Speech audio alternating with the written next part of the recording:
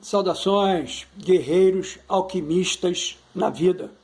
Sejam bem-vindos ao canal Tempo Negativo 25567. Hoje, especificamente, é meu dia solar 22536. E assim, a jornada do peregrino é faltante 3031 dias solares. Olha que legal. Hoje é meu ensaio 9 de fevereiro de 26. Neste ensaio do meu processo de individuação, na função de estudioso da arte da filosofia psicoastrológica, passamos a fragmentá-lo em dois movimentos. Uma discussão filosófica psíquica e uma leitura ritualística, gnóstica psicoastrológica. Essa baseada nos paradigmas de Coven e Sivananda. O que fazemos repetidamente, e nós fazemos repetidamente, somos. Portanto, a excelência não é um ato, é um hábito. E é nela que nos pautamos. Ou seja, a nossa excelência. Não é a excelência mundana, a excelência projetada lá do lado de fora, né? Por toda essa sociedade medíocre que nos cerca, né? É a excelência da verdadeira constatação da capacidade desse peregrino que vos fala, e entender e reconhecer essa capacidade e buscar essa excelência constantemente dentro dessa capacidade. Após meu último ensaio, recebi de um guerreiro alquimista na vida, adepto aqui no canal, um texto densamente simbólico, que exala uma fragrância muito específica do gnosticismo platônico, com forte coloração hermético-ascética. Entendemos, né? Nesse envio, né? Que era uma tentativa de resposta à minha incógnita apresentada nesse último ensaio, né? Do surgimento do gênero Homo, né? Neste orbe, né? Eu chego numa aporia, né? Não consigo, né? Eu consigo obrigatoriamente justificar, né? Mas não consigo explicar. Né? Então é uma aporia, né? A explicação, ela não existe, né? Eu peregrino, nesta jornada, não tenho elemento suficiente para determinar. Mas agradeci enormemente, né, o guerreiro alquimista, né, na vida, né, adepto aqui no canal, que fez essa entrega, né, e pôde contribuir, né, estamos trazendo aqui, né. É claro que não é um texto dele, é um texto que ele pôde, né, de alguma sorte ter acesso, né, e um texto, como eu falei, né, densamente simbólico, que exala uma fragrância muito específica do gnosticismo platônico. E coloquei, né, com forte coloração hermético-ascética. Então, após, né, tomar ciência do mesmo, procuramos nos inteirar de algumas tradições, que são objetos de estudo, de nosso estudo, né? Algumas dessas tradições, né, elas estão aí frequentemente, né, servindo de mote, né, para a gente se debruçar e debater e pensar e depois escrever algo, né? Assim, especificamente, nos debruçamos em 4 dessas tradições para tentar compreender o mote do texto. A primeira é o gnosticismo, né, dos séculos II e III, especialmente em textos como Hino da Pérola, de Atos de Tomé, o Escritos Setianos, né, os Escritos de Sete, né, os Tratados de Nag Hammadi, né, alguns fragmentos do tratado, para pensarmos, aqui nessa primeira tradição, né, a ideia da alma que esqueceu sua origem ao vestir uma túnica. É praticamente um selo gnóstico. A nossa segunda tradição é o platonismo médio, o neoplatonismo, né? Há ecos fortes de Platão, em Fédon e na República, de Plotino, especificamente na queda da alma na matéria, para pensarmos, né, essas duas grandes fontes, né, do platonismo médio e do neoplatonismo, para pensarmos, né, a linguagem de olhar para cima, que é igual a epístrofe, né, ou retorno ao uno, né? Isso aí é platonismo e neoplatonismo, né? Platão e Plotino. A nossa terceira tradição é o hermetismo antigo, muito próximo do corpus hermético, para pensarmos a crítica à escravidão dos sentidos. Isso é muito do corpus hermético, né? E a oposição entre luz e sensação, além, é claro, né, da libertação pelo conhecimento, né, que é a gnose. Né? E a gnose lato sensu, né? Não stricto sensu. Né? É a gnose, a libertação pelo conhecimento. E a quarta tradição, né, que, de uma certa forma, podemos assim fazer uma interatividade, né, é o cristianismo gnóstico. Né? E o cristianismo, não só gnóstico, né, mas o cristianismo gnóstico ascético primitivo, né? Ou seja, isso está bem na base mesmo, né, do procedimento do cristianismo na segunda vertente, né? Não na vertente, né, que vai ser abraçada pela Igreja Católica, né, na segunda vertente. Especialmente em textos de evangelho gnósticos rejeitados pelo cânone. Para pensarmos, né, uma espiritualidade anticósmica. Isso também, né, é muito legal nesse cristianismo gnóstico ascético primitivo. Então, fizemos, né, essa interatividade com essas quatro tradições, né, para poder pensar, né, com calma o texto. Né? Então, agora passaremos a expor o texto, seguido do nosso comentário específico em 6 pontos de contato. Ou seja, o fragmento do texto que chegou até nós, né, nós vamos especificamente comentar, né, colocar o dedo assim, apontar mesmo, né, cutucar a ferida em 6 pontos de contato, com base, é claro, nessas 4 tradições, para em seguida apresentarmos, né, que não podemos deixar jamais, né, de nos, vamos dizer assim, de nos propiciar, né, que é a nossa análise junguiana, né, sobre o que acabamos de escrever. Né, a gente vai ter esse olhar psíquico junguiano, né, psicoastrológico, né, junguiano. E finalizarmos com 3 momentos de conclusão simbólica. Né? Estamos trazendo também esses 3 momentos de conclusão simbólica para o fragmento do texto. Né? Eis o texto. Essa é a túnica oriental que trajaste. Ela te sufoca e te atrai para baixo consigo, para que não odeies tal vício, para que não olheis para cima e vislumbre a beleza da verdade e o bem que ali aguarda, para que não entendas o plano que ela planejou contra ti, ao tornar insensíveis os teus sentidos, tanto os aparentes quanto os indiscernidos, bloqueados pelo grande peso da matéria e replenos de um prazer hediondo, a fim de que tu não ouças o que deves ouvir, nem enxerguei o que deves enxergar. Olha que legal. É ou não é?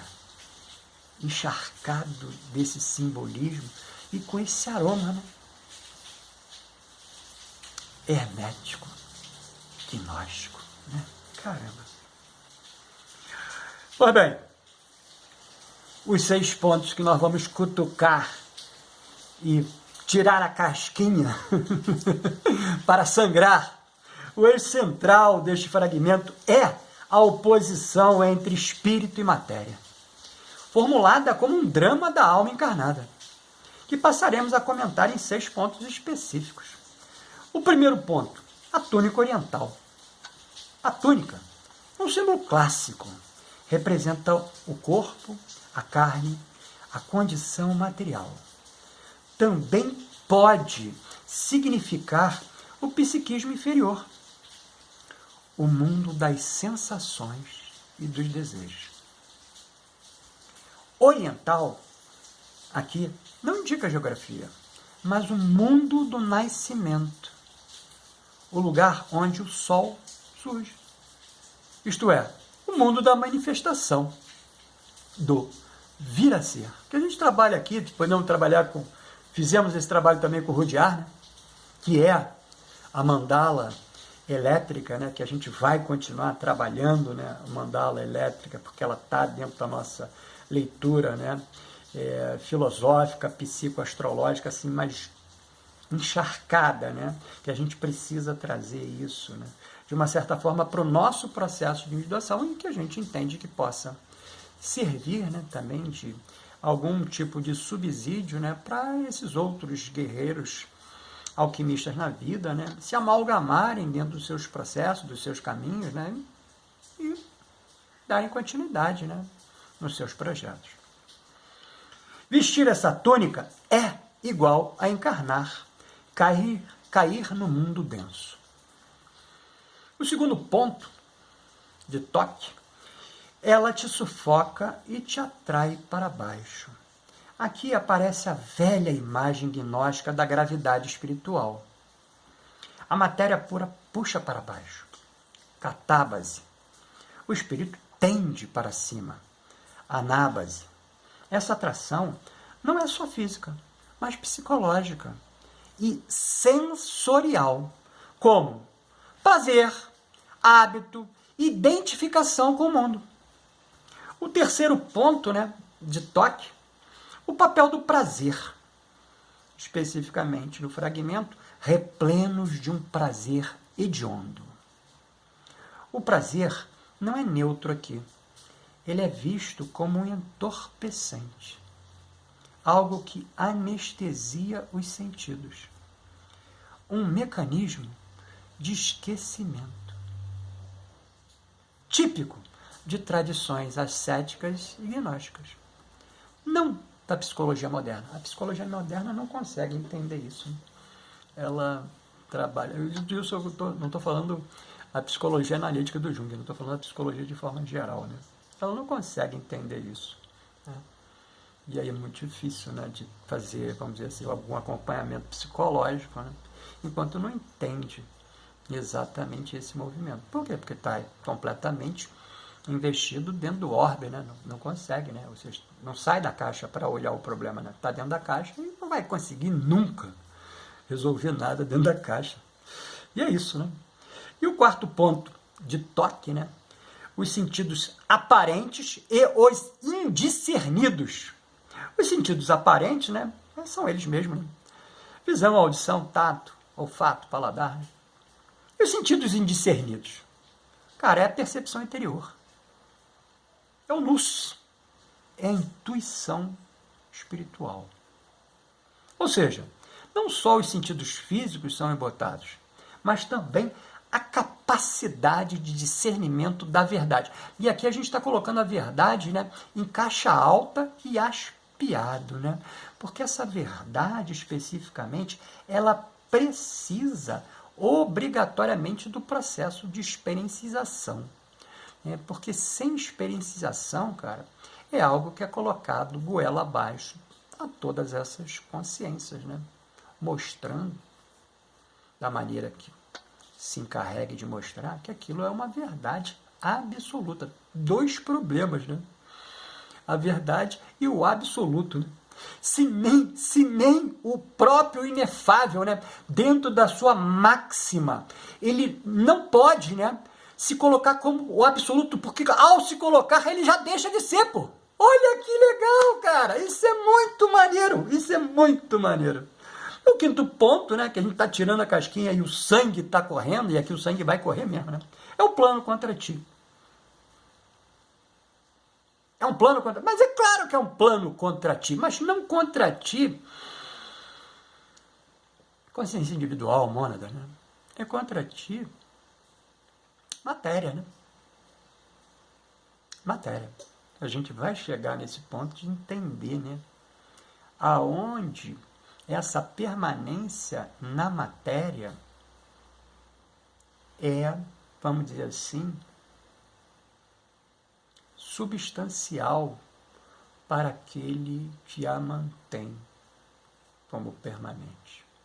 Isso é legal a gente pensar. O gnosticismo também pensa isso em alguns momentos, né, que eu vou chegar mais na frente e vou falar. Mas é isso, né? Então, o plano contra ti. Aqui surge uma ideia-chave do gnosticismo. O mundo material não é inocente.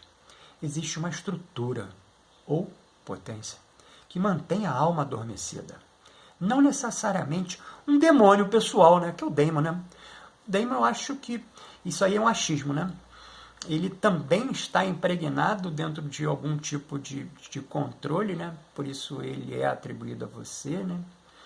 Mas que no processo de atribuição vai surgir um link, né? E esse link pode, né? Eu não estou falando de amor, não estou falando nada de sentimento, eu estou falando de identificação energética, né?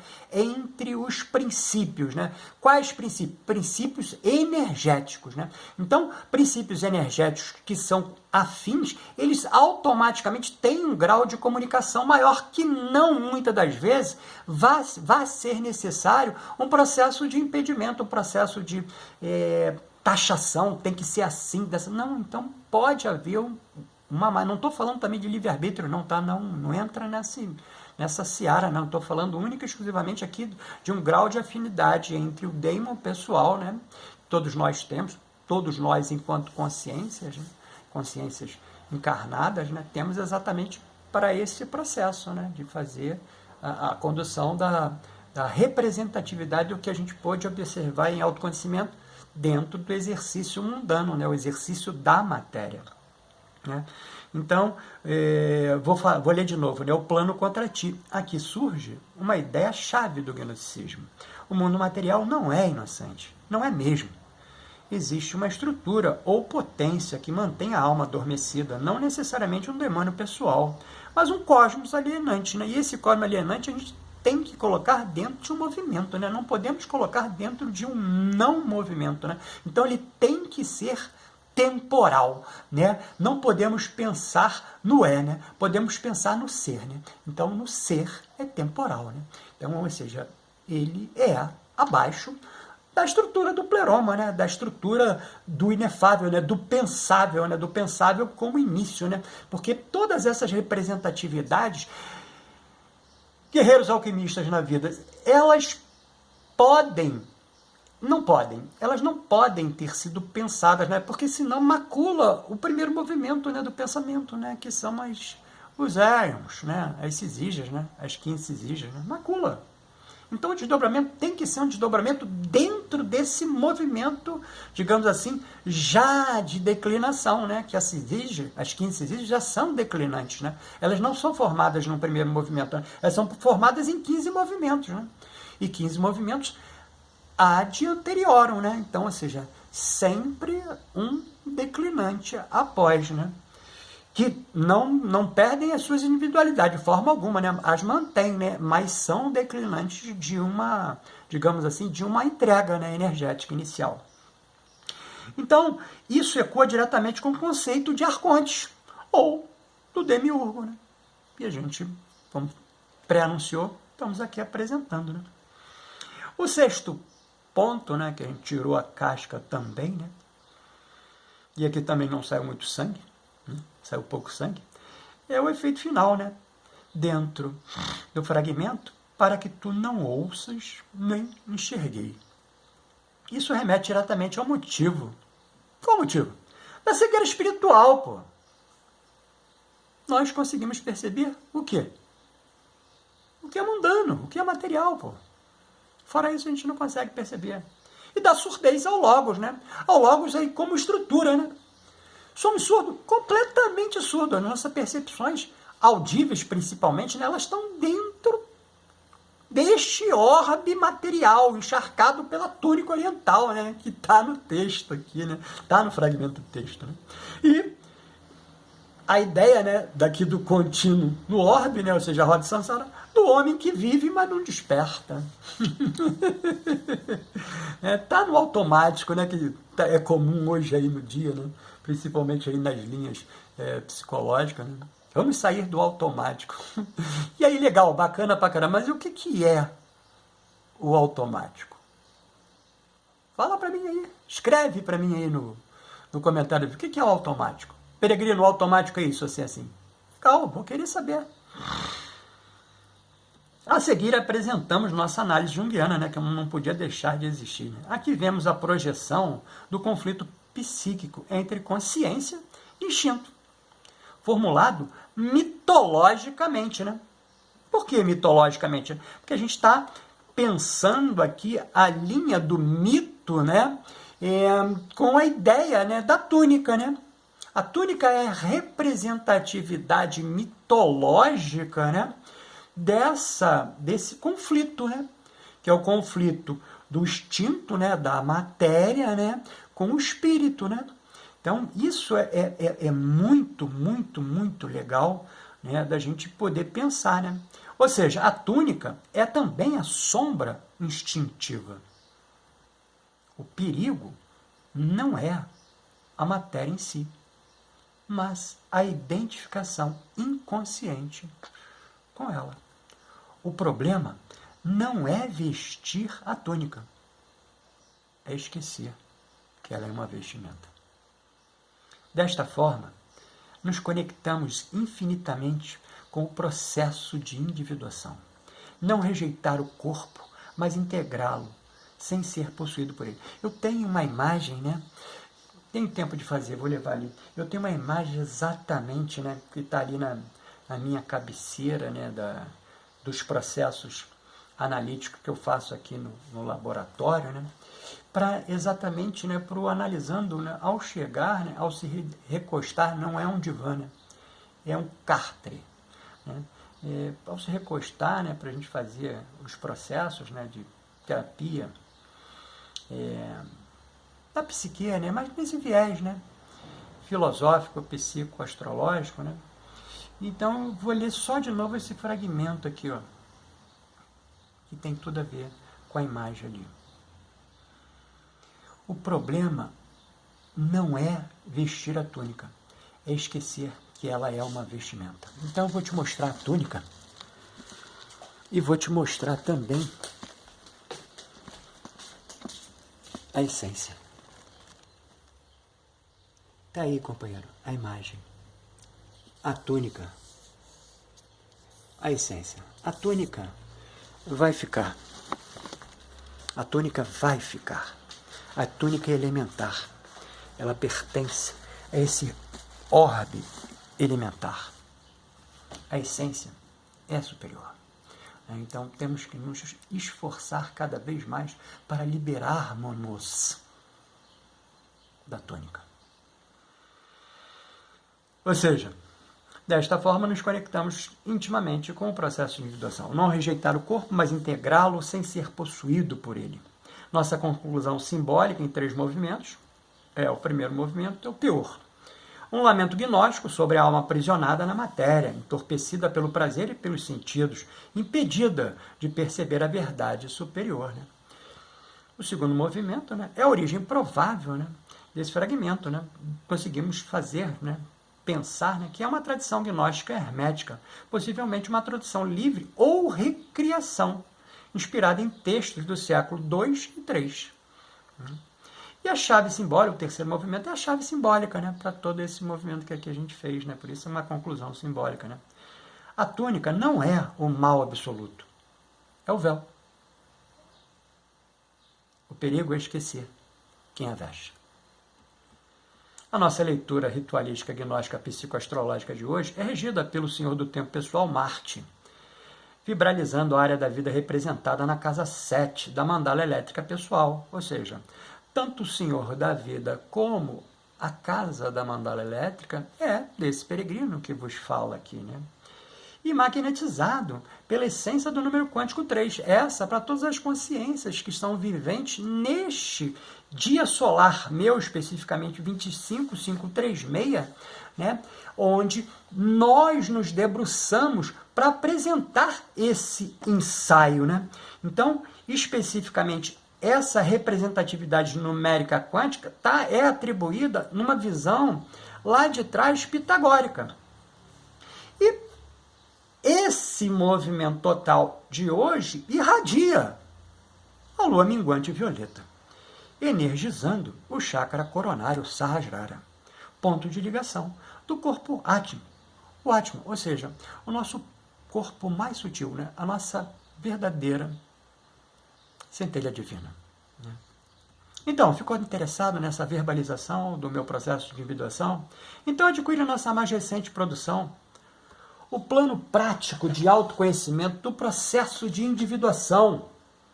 Um viés junguiano, é claro.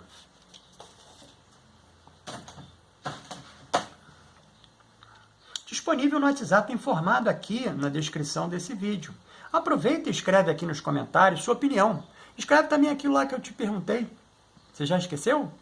Pois é, eu também acho que já esqueci, né? Como eu falei, eu sou muito superficial, né? Mas eu vou tentar, de alguma sorte aqui, trazer para a memória o que é o automático. Escreve aí para mim, ó. O que é o automático?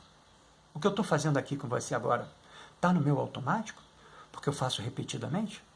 Você acha que é isso? Não vou me manifestar, apesar de ter feito movimentos. Né? Então tá bom. Disponível no WhatsApp informado aqui na descrição desse vídeo. Aproveita e escreve aqui nos comentários sua opinião. Mas não esquece de adicionar o WhatsApp, hein? Que também estamos disponibilizando em PDF pelo valor simbólico de R$ 11,18. O método terapêutico, a psique, lá, o frontispício dele está lá em cima agora. Né? Meu ponto de contato, né, nas mudanças lunares, né, onde eu me debruço e faço o meu processo energético de recondução, de reequilíbrio, né, principalmente através dos pontos chakrais, né, no Stula Sharira, né, e também, né, nos corpos energéticos superiores que compõem, né, o meu Tronus. Né. Então, especificamente, o método terapêutico ele funciona para, em contexto terapêutico, acompanhar e auxiliar outros guerreiros alquimistas na vida a lidar com emoções difíceis, traumas e outros desafios emocionais, que vamos juntos buscar o nosso equilíbrio. Lembrando em tempo que você pode obter os fatores vibracionais do seu próprio ritual gnóstico psicoastrológico dentro do sistema de consultas online, ofertados aqui na descrição desse vídeo. Eu tenho especificamente aqui essa imagem, né, que demonstra bem, né, todos os meus corpos sutis, né, exatamente com o físico, né, com o Stula Sharira e os chakras, né, todos eles. Né. Então, esse campo energético é o campo energético que me acompanha, né, que eu, particularmente, né, por ser superficial, como já falei, não tenho capacidade de perceber. Mas você me vê no próximo vídeo.